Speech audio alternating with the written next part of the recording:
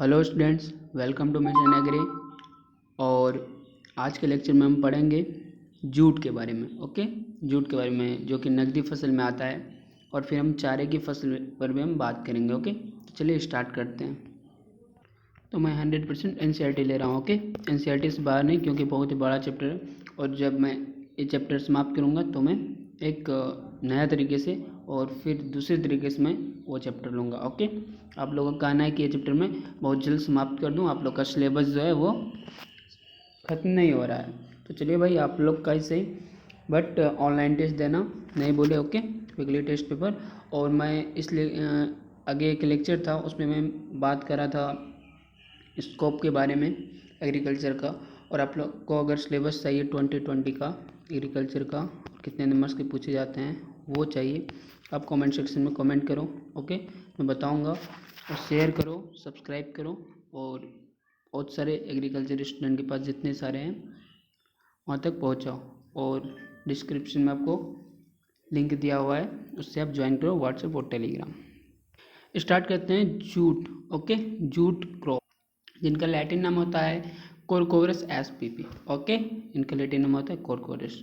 तो गैस देखिए, रेशे वाली फसलें में जो है जूट की बात करें तो वो बिहार का बहुत महत्वपूर्ण फसल है। ओके, और बिहार में जूट को पटुआ कहा जाता है। बिहार में जूट को क्या कहा जाता है? पटुआ कहा जाता है। ये याद रखना, बिहार में जूट को पटुआ कहा जाता है। और बिहार में जूट का जो है उपयोग हम करते हैं कपड़ा, बोरा, पैकिंग सामग्री और सभी में करते हैं।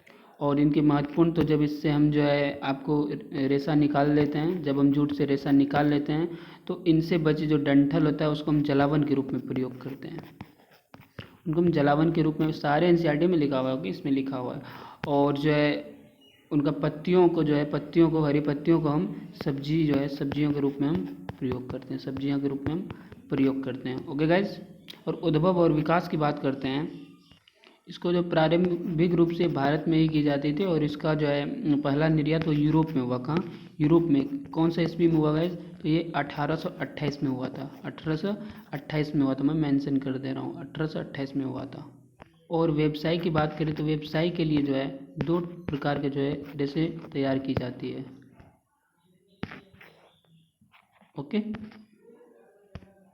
एक है कैप्सुलेरिस है, और दूसरा है आपका ओलिटोरिस। ओके, ओलिटोरिस है। ओके, तो मैं इसमें नाम आपको दिखा रहा हूँ, आपको इसमें दिया होगा ओलिटेरिस जो है, और कैप्सुलेरिस है। ओके गाइस, और जो है ओलिटोरियस का जो है उत्पत्ति स्थान अफ्रीका है, और कैप्सुलेरिस का उत्पत्ति स्थान भारत वर्मा के क्षेत्र में पाया जाता है। तो व्यवसाय के लिए गाइस दो होता है। ओके, दो होता है, ये याद रखना। ओके, तो चलिए बात करते हैं हम क्षेत्र और विस्तार वितरण का। अगर आपको क्वेश्चन आया आपको ऑनलाइन टेस्ट या BCSE या 11-12 में कि विश्व का जो है 70% जो है जूट का उत्पादन कहाँ होता है? ओके, तो आपको आंसर करना है भारत और बांग्लादेश यहाँ पे होता है। ओके गाइस, ये आप याद रखना। और हम बात करें खेती की, तो खेती को इनका चाइना जो है, चाइना, थाईलैंड, ब्राज़ील, पेरू, ठीक, और नेपाल में जूट की खेती भी की जाती है। और भारत की प्रमुख राज्य की बात करें, राज्यों की बात करें, ओके, भारत के प्रमुख राज्यों की बात करें तो पश्चिम बंगाल, ओके, पश्चिम बंगाल है, आसाम है, और उत्तर बिहार है, उत्तरी बिहार है, और जो आपका उड़ीसा है, मेघालय है, त्रिपुरा है, उत्तर प्रदेश है, इसमें जो है जूट की खेती होती है। ओके गाइस, और हम बात करें उत्तर बिहार की, तो उत्तर बिहार की बात करें तो उत्तर बिहार में जो है जूट की खेती कोसी क्षेत्र में जो है, कोसी क्षेत्र नेपाल बॉर्डर साइड में पड़ता है, ठीक, वहाँ पे अधिक किया जाता है। चलिए इनका स्क्रीनशॉट लीजिए 2016 के अनुसार, ये आप खुद से पढ़ना। ओके, नया आएगा तो कमेंट सेक्शन में बोलना, मैं बताऊँगा। तो चलिए आगे बात करते हैं। आगे बात हम करते हैं जलवायु पे। ओके गाइस, तो चलिए जलवायु पे बात करते हैं। देखिए NCERT में है नमी वाले क्षेत्र, जहाँ पे जो है 24 से 37 डिग्री सेल्सियस के आसपास तापमान रहता है, तो जूट की खेती के लिए बहुत ही उपयुक्त माना जाता है। जूट का विकास के लिए 55 से जो है 90% जो आर्द्रता वाली चाहिए। और आपको बता दें कि 1500 जो है 1500 मिलीमीटर वार्षिक जो है वर्षापात इनके लिए बहुत ही महत्वपूर्ण रखता है। और बात करें तो कैप्सुलरिस को जल सहन क्षमता जो है अच्छा रहता है, जल जमाव सहन करने का क्षमता। और लेकिन ओलिटोरियस जो दूसरा टाइप है जूट का, तो उसमें जल जमाव बिल्कुल सहन नहीं कर पाता है। ओके गाइस, बात करते हैं मिट्टी पे। तो मिट्टी की बात करें तो इसमें जो बाढ़ के द्वारा बहाया हुआ जलोढ़ मिट्टी, वो भी जूट के लिए, और मिट्टी जो है चिकनी से बलुई दोमट, उसमें भी हम उगा सकते हैं। और जूट के लिए मिट्टी का जो है पीएच की बात करें तो 5.0 से 7.5 होना चाहिए। बलुई और मटियार जूट के लिए जो है उपयुक्त ये नहीं है। ओके, और अम्लीय किंतु चूना रहित उदासीन भूमि, हल्की दोमट और बलुई दोमट मृदा जूट की खेती के लिए अधिक उपयुक्त है। ओके गाइस, खेत की तैयारी जैसे सभी के करते वैसे करेंगे। देखिए, 1 से 2 जुताई जो मिट्टी पलटने वाले हल से, ट्रैक्टर से करने के बाद 1-2 बार देसी हल से जोत कर मिट्टी को क्या करेंगे, बारीक एवं हल्का बना लेंगे। और प्रत्येक जुताई के बाद जो है पाटा लगा देंगे। क्यों? क्योंकि समतल रहे जमीन, इसीलिए। चलो फिर से इनके स्क्रीनशॉट लो, पढ़ो खुद से, नहीं आता है तो पूछो। ये टाइप 3 में देखिए, ये प्रजाति का नाम है जूट का। एक है ओलोटोरियस, एक होता है कैप्सुलेरियस। ओके, इसका प्रचलित नाम है यहाँ पे सोन पाट, तोता पाट, मीठा पाट, इसका भी प्रचलित नाम है। प्रजाति है, यहाँ भी प्रजाति है। बुआई का समय इसमें दिया है, यहाँ भी दिया है। बीज दर ओके, बुआई की दूरी, उर्वरक, कटाई, उपज, सारे दिए हुए हैं। तो इसको बहुत इंपॉर्टेंट ये VVI है। ओके, ये जो आपका VVI है, इनको मस्ट है, स्क्रीनशॉट ले ले। निकाई गुड़ाई की बात करें तो जो है, निकाई गुड़ाई की अगर हम बात करते हैं, ठीक, तो जूट की 2 प्रजातियों में बुआई 15 से 20 दिन के बाद पहली निकाई गुड़ाई, और 35 से 40 दिन बाद जो है दूसरी निकाई गुड़ाई करेंगे। और दूसरी निकाई गुड़ाई के तुरंत बाद जो है अतिरिक्त पौधे की जो है अनवांटेड जो प्लांट्स आ जाते हैं, अतिरिक्त पौधे आ जाते हैं, तो उनको हम क्या करेंगे, उनसे हम दूरी बना लेंगे, पौधे को अनुशंसित दूरी बना लेंगे, और छटनी उसको काट देंगे हम। और सड़न और प्रौद्योगिकी की बात करें तो कटाई के बाद पौधों को 2 से 3 दिनों तक खेत में पत्तियों को अलग होने के लिए छोड़ देंगे। उसके बाद जो है समान मोटाई और लंबाई वाले पौधों के जो है 15 से 25 सेंटीमीटर व्यास वाले पौधे को अलग अलग बंडल बना लेंगे। और प्रत्येक बंडल से 3 से 4 सनई के पौधे को डाल देंगे, और इस प्रकार तैयार कर लेंगे। और मूल भाग को 3 से 4 दिनों तक करीब 50 से 60 सेंटीमीटर गहरे पानी में रखेंगे। और उसका जो मूल भाग है उसमें क्या करें, पानी टाइप गड्ढा टाइप होता है, उसमें हम डाल के 50 से 60 दिन तक रखेंगे। और जेक बनाकर डुबा देंगे, एक जेक टाइप बना के हम उसको डुबा देंगे। ओके गाइस, और ध्यान में रखना चाहिए कि जेक ना तो पानी की सतह से ऊपर रहे, जलाशय की पैंदी में सटे। सड़न की क्रिया संपन्न हो जाने के बाद एकल पौधा जो है विधि से रेशा छोड़ा लेंगे और बाहर निकालेंगे। प्रोसेस जो आपको पता होगा आई थिंक, कि हम उसके बाद जो है 50 से 60 दिन तक हम पानी में रखेंगे। उसके बाद जब उसमें सड़न की प्रक्रिया होगी तो उससे हम रेशा को बाहर निकाल लेंगे और उससे डंठल को भी अलग कर लेंगे। ओके गाइस, इसका आप स्क्रीनशॉट लेंगे, बहुत इंपॉर्टेंट है। ओके गाइस, बहुत इंपॉर्टेंट है। नकदी फसल के बाद हम बात करते हैं चारा वाली फसल पे। ओके, फसलें ज्वार आता है, इनके मक्का, जई, नेपियर घास, वर्षम, सारे पे बात करेंगे। ओके, तो देखिए दूध उत्पादन में जो है चारा आधारित पशु आहार की भूमिका जो है बहुत महत्वपूर्ण है। इसमें मुख्यतः हरे चारे का महत्व और भी बढ़ जाता है। ओके, जबकि जानवर की नस्लें सुधारने हेतु संकर और उन्नत नस्ल के पशुओं में वृद्धि हो रही है। और हरा चारा जो विटामिन ए और खनिज पदार्थ पर्याप्त पाया जाता है इसमें, तथा प्रोटीन का अच्छा स्रोत भी इसमें पाया जाता है। और हरा चारा के दूध उत्पादन का वृद्धि करता है तथा उत्पादन में होने वाली लागत को भी कम करता है। ओके गाइस, साथ ही साथ पशुओं को प्रजनन शक्ति बढ़ाते हैं एवं पशुओं के बांझ होने से बचाते हैं। और श्वेत क्रांति सफलता के लिए पशु आहार अच्छा है। श्वेत क्रांति, चलिए क्वेश्चन आता है, श्वेत क्रांति के अंतर्गत क्या आते हैं, चलिए आंसर करिए।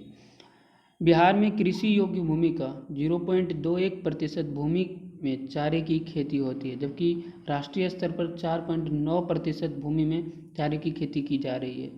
ठीक, पशुओं के खिलाने के लिए जो है बिहार में 30% सूखा चारा और 65% हरा चारा की कमी है। ओके गाइस, और इसकी कमी को बढ़ाने के लिए हमको क्षेत्रफल को बढ़ाना होगा, जो कि संभव नहीं है। ओके, नहीं है, क्योंकि चारा फसलों को अनाजों, दलहनों ओके और सब्जियों फसलों के साथ प्रतिस्पर्धा है। ओके, अतः प्रति हेक्टेयर चारे बनाने के लिए उपज को बढ़ाने के लिए उपज देने की वाली किस्मों, ठीक, और जो है आपको किस्म हो जैसे पौष्टिक और अधिक हो, कीड़े नहीं उसमें लगे, ओके, कीड़े नहीं लगे, ठीक, बीमारियों से दूर रहे, वैसा हमको प्रबंधन करना चाहिए। ओके, ऐसी परिस्थिति में यह आवश्यक होता है कि दाने वाली फसलें, ग्रेन क्रॉप्स के साथ चारे वाली फसलें हम फसल चक्र रखी जाए। ओके गाइस, देखने को मिल रहा है आपको ज्वार, ठीक, जिनका लैटिन नाम है सोरगम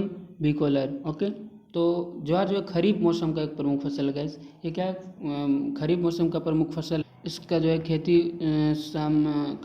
उष्ण कटिबंधीय और समशीतोष्ण क्षेत्र में इसका खेती की जाती है।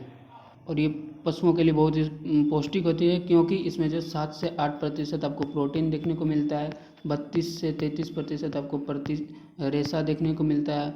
और बात करें तो कैल्शियम की तो 0.5550% और फॉस्फोरस 0.24% देखने को मिलता है। और ज्वार जो है का हरा चारा जो है कड़वी होता है, ठीक, ये होता है कड़वी होता है, ओके, कड़वी होता है और साइलेज के रूप में उपयोग हम करते हैं। ओके, उत्पत्ति की बात करें तो इसका सामान्य रूप से उत्पत्ति जो उत्पत्ति पश्चिम अफ्रीका है, लेकिन कुछ वैज्ञानिकों का एक अनुसार इसका उत्पत्ति इथियोपिया माना गया है। ओके, और ये फसल जो है बिहार के सभी जो है भागों में उगाई जाती है। जलवायु की बात करें तो 33 से 34 सेंटीग्रेड ज्वार की अच्छी वृद्धि होती है। अब बुआई के समय न्यूनतम तापमान 18 से 21 सेंटीग्रेड रहना चाहिए, 18 से 21 सेंटीग्रेड रहना चाहिए, ओके, के बीच होना चाहिए। और ज्वार जो है 38 से 75 सेमी वर्षा वाले स्थान में अधिक उपजता है। कितना? 38 से 75 सेमी वर्षा वाले क्षेत्र में अधिक उपजता है। बात करें भूमि की, तो भूमि की बात करें तो सभी प्रकार की भूमि हम करते हैं, दोमट, बलुई, हल्की, औसत, काली मिट्टी, ठीक, और जहाँ जल निकास की व्यवस्था अच्छी हो सर्वोत्तम हो। और पीएच की बात करें तो 6.5 से 7.0 जो मिट्टी का पीएच जो है अच्छा माना जाता है। ओके, चलिए प्रभेद की बात करें तो एक कटाई वाली किस्में ये है PC6, PC9, PC23 सारे हैं। ओके, रियो बहु कटाई वाली किस्में आपको MP चरी, मीठी सूडान, SSG ये सारे हैं। और मीठी सूडान तथा J69 जो है मार्च से अक्टूबर तक 700 से 800 क्विंटल प्रति हेक्टेयर चारा देती है। और इन किस्मों में जो है थ्यूरिन जो है वो नमक ग्लूकोसाइड अपेक्षाकृत कम होता है। उसमें 2 से 3 कटाइयों तक हरा चारा प्राप्त होता है, जबकि MP चरी कटाइयों में 650 से 700 क्विंटल प्राप्त होता है। अब भूमि जुताई की बात करें तो ज्वारा के लिए खेत की मिट्टी को भुरभुरी करना चाहिए। जुताई या हैरो खेत पिछले फसल के ऊपर निर्भर करता है। चना, मटर, बरसीम, ज्वार, ठीक, इसमें 2 से 3 बार हैरो पाटे चलाकर खेत को पूर्ण रूप से तैयार कर लेंगे। ये बात रहा भूमि पर। ओके, बुआई का समय की बात करें तो मार्च से जुलाई आवश्यकता अनुसार सिंचाई बुआई से पहले कर देना चाहिए, क्योंकि अंकुरन समान रूप से हो सके। बीज दर की बात करें छोटे बीज के लिए 25 से 30 किलोग्राम प्रति हेक्टेयर और बड़े बीज के लिए 50 से 60 किलोग्राम। बड़े बीज में ये सभी आते हैं और छोटे बीज में ये सभी आते हैं। ओके, बड़े बीज के लिए और बुआई से ड्रिल या हल से 25 से 30 सेंटीमीटर दूरी पर पंक्ति से करनी चाहिए। और छिटकावा विधि से बात करें तो जिसमें बीज की मात्रा 15 से 20% वृद्धि करना आवश्यक है, क्योंकि इसमें बहुत चुनगी चिड़िया खा जाते हैं, कुछ सड़ जाते हैं, कुछ अंदर जाने से। ओके, उर्वरक की मात्रा कहते हैं ज्वार को 60 किलोग्राम नाइट्रोजन, 30 किलोग्राम स्फूर, 30 किलोग्राम पोटाश की आवश्यकता होती है। और अंतिम चरण के छिड़क कर भली प्रकार से मिलाना चाहिए। और शेष नाइट्रोजन को एक कटाई वाली किस्मों 40 से 45 दिन के बाद उसमें हम देंगे और 2 से 3 बार जो इस प्रकार बांट देंगे, ताकि प्रत्येक कटाई के बाद ज्वार की फसल में नाइट्रोजन दिया जा सके। बात करें सिंचाई और जल निकास, ग्रीष्मकालीन फसल जो कि फरवरी से मार्च में बोई जाती है, 10 से 15 दिन के अंतराल में सिंचाई कर लेना चाहिए। ओके, और खरीफ फसल की बात करें तो इस समय बोई गई फसलों को प्राय सिंचाई की आवश्यकता नहीं होती है। सूखे की स्थिति में सिंचाई करेंगे और अधिक वर्षा जल ठहराव से फसल को क्षति पहुंच जाएगा और खेत में पानी निकास का उचित प्रबंधन होना चाहिए निकलने का। ओके, खरपतवार के रोकथाम की बात करें तो बुआई से 15 से 20 दिन के बाद 1 या 2 निराई गुड़ाई करेंगे, खरपतवार की समस्या से निदान मिल सकता है। और यदि खरपतवार नियंत्रक विधियों से संभव ना हो तो एंट्राजीन 1.5 किलोग्राम सक्रिय अवयव 100 लीटर जल में घोलकर प्रति हेक्टेयर बुआई से तुरंत पश्चात खेत में समान रूप से छिड़क देना चाहिए। और छिड़काव के समय खेत में नमी होना आवश्यक है, इस प्रकार खरपतवार का नियंत्रण कर सकते हैं। ओके गाइस, बात करें फसल सुरक्षा की गाइस, तो देखिए छोटे पौधे की सबसे प्रबल शत्रु कौन है? ज्वार की तना वाली मक्खी है, सूट फ्लाई है। इसके बारे में मैं आपको बता चुका हूँ सूट फ्लाई में। ओके, इसके बचाव के लिए फसल को समय पर बोना चाहिए तथा रोधी किस्मों का उपयोग करना चाहिए। और बुआई के समय बीज को 15 किलोग्राम जो है थायमेट दानों से कुंडों बुआई करके तना पर मक्खी का प्रकोप कम हो जाता है। बीज को बुआई से पहले कार्बोफ्यूरॉन द्वारा उपचारित करेंगे, मक्खी का 80% नियंत्रण कर सकते हैं हम। ओके, और चारे के ज्वार के मुख्यतः पत्तियों पर लाल चिट्टी की बीमारी लगती है। इसके कारण जो है पौष्टिक कम हो जाता है, ये जीवाणु फफूंदी द्वारा फैलाती है। और बात करें तो Z78 2.23 ग्राम की ग्रा जो है मात्रा 100 लीटर पानी में मिलाकर हम छिड़काव कर देंगे। ओके, ये बात रही फसल सुरक्षा की। आई होप आपको समझ आ रहा होगा, नहीं आता है तो पूछिए। और इनका एक नोट्स बनाइए, मैं फिर से बोला नोट्स बनाइए। ओके, बात करें हम कटाई प्रबंधन और उपज की, तो ज्वार जो है वो चारे की फसल है। ओके, चारे की फसल है। प्रारंभिक अवस्था में थ्यूरिन नामक ग्लूकोसाइड जो है पाया जाता है, जो फसल के विकास के साथ कम हो जाता है, और तथा पुष्पावस्था में इसमें काफ़ी कमी आती है। और ग्लूकोसाइड के विषैले प्रभाव से बचने के लिए चारा को पुष्पावस्था में काटकर पशुओं को खिलाएंगे, जबकि उसका पुष्प निकल जाएगा, फूल निकल जाएगा उसी अवस्था में।